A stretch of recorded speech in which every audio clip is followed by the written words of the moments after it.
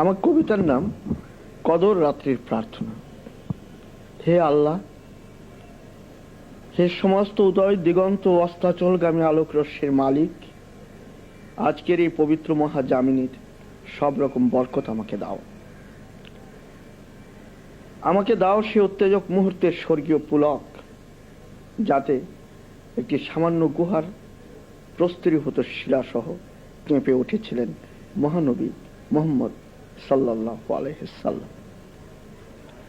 না, আমি তো পড়তে পারছি না এই অন্ধকারের অন্তঃস্থলে বিদ্যুতের ঝলকানি কোন অক্ষর আর ইঙ্গিতময় বাণী ক্রমাগত লিখে যাচ্ছে। শুধু আমার মাতৃভূমিকে পেঁচিয়ে আবর্তিত হচ্ছে এক কুটির অন্ধকার।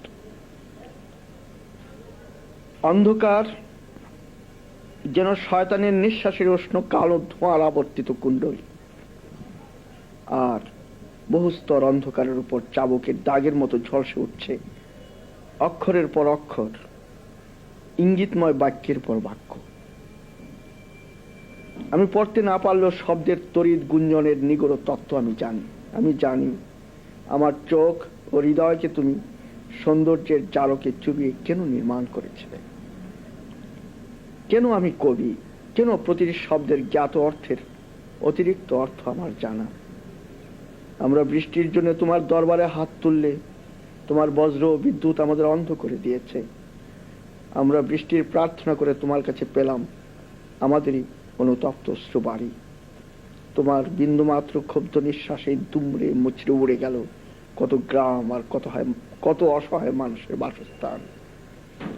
ওহ, গাছগুলোর দিকে তাকালে অন্তরাত্মা না করে ওঠে, যেন যুদ্ধ শেষে অসংখ্য বল্লম বিজয়ীরা মৃতের ময়দানে উল্টো করে পুঁতে রেখেছে।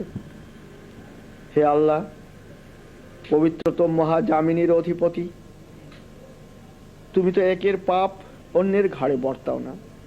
পিতার পাপ পুত্রকে স্পর্শ না করার হে প্রতিশ্রুতি দানকারী, দেখো সহস্রাধিক মানুষের লাশ নিয়ে আমরা পবিত্র কোরআন নজরুলের পুণ্য রজনীতে এখন সিজদারত।